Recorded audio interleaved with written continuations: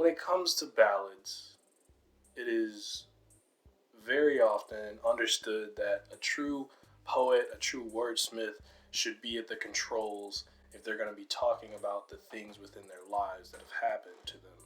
And especially for someone of J.I.D's caliber and Conway the Machine's caliber, this is an easy task, if anything. They're able to effortlessly sort of navigate the ways that their lives have gone and chronicle them in such a manner that you are pretty much transfixed throughout this entire song.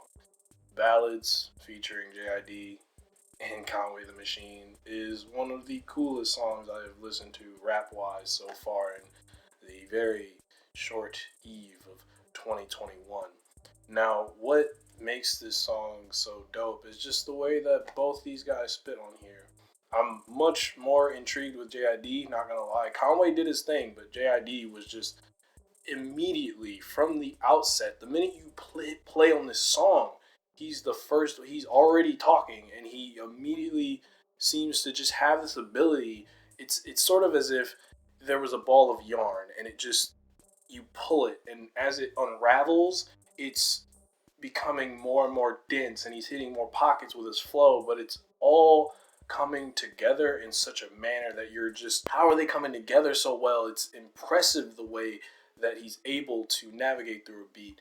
And he has so many just interesting lines on here, from talking about the fact that he had to overcome homelessness at such a young age and having to also have people understand that he is not one to be pushed around because, for one, he's overcome so many things. His very first line is like, look, I'm sorry if I come off rude, but you're not going to boss me around.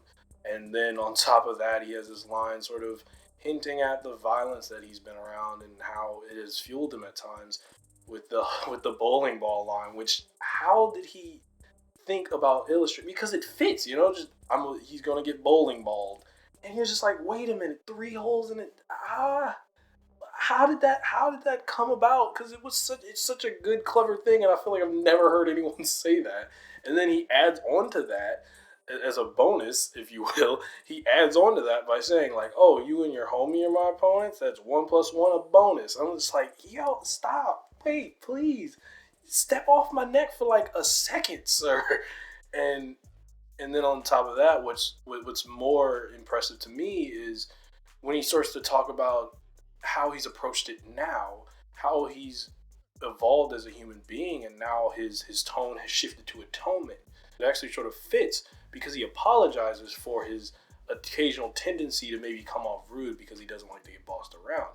And now his tone has shifted to atonement. He is still a student of the game, talking about being an archaeologist and sort of how the game can induce, a drug-like effect of being famous, of capturing all the things you want, but you have to be careful, which he also references, more money, more problems.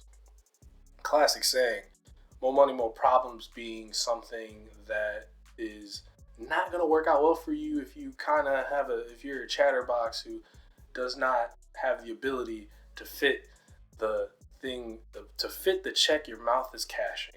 If you can't, it's dangerous. But ultimately, at the end of this, the world having sort of attempted to humble him, he talks about wanting to uplift other voices. And this is where we get into one of the coolest transitions, because this song sort of sounds like sort of a 1990s or 80s like TV show credits, and like it's done on like a live broadcast audience. That's what it sort of sounds like he's rapping this among this audience and they're clapping, and then we get this sick transition that just sort of, when he talks about lifting up other voices, which is very important and actually leans into the definition of ballad, which I totally did not look up, but it's talking about how the ballad is a poem that is sort of is shared through generation to generation, and being able to uplift voices gives them a chance to see certain mistakes or pitfalls that caught you, but that they don't have to get caught up in, because the ultimate goal is really to have every generation progress higher and higher and evolve further than the previous ones that were sort of stuck in some type of thing. You always want the next people in front of you to be doing better. It shouldn't be a very jealous sentiment at all. And so what happens is when he says that voiceless line, it shifts and you have just a sudden burst of multitude of voices attacking from every angle, and it sort of turns into this even more ominous and dark situation where you're like, because at one point he does mention how the voices in his head is what he takes with him to the booth, and he's sort of exercising those demons or expelling them in such a way that is entertainment for the masses.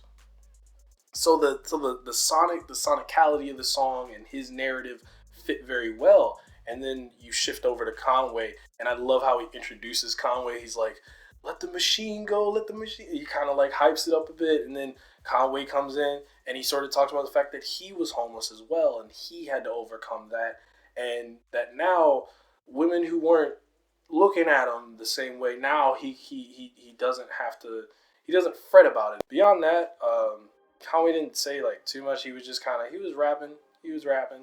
I didn't. There wasn't anything beyond that that I caught that I was like, damn, the way I was with J.I.D. But apparently this is J.I.D's song, so like he's the leader of this song, so I get why J.I.D went in way harder. But they both were dope. They both were enjoyable, and overall, it's just a really dope song. Like I was just captured the entire time, just like, damn, like, bro, like you can stop.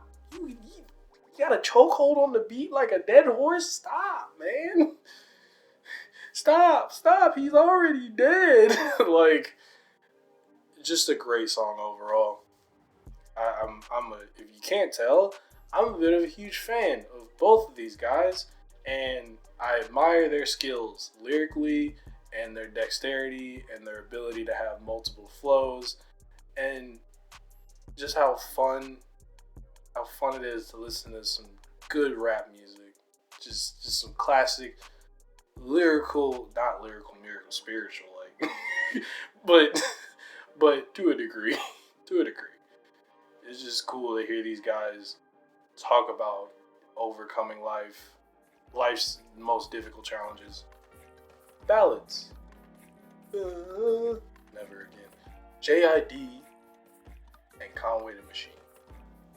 Well, this guy says, may your ballad be as bashful and boastful and belligerent and brimming with broad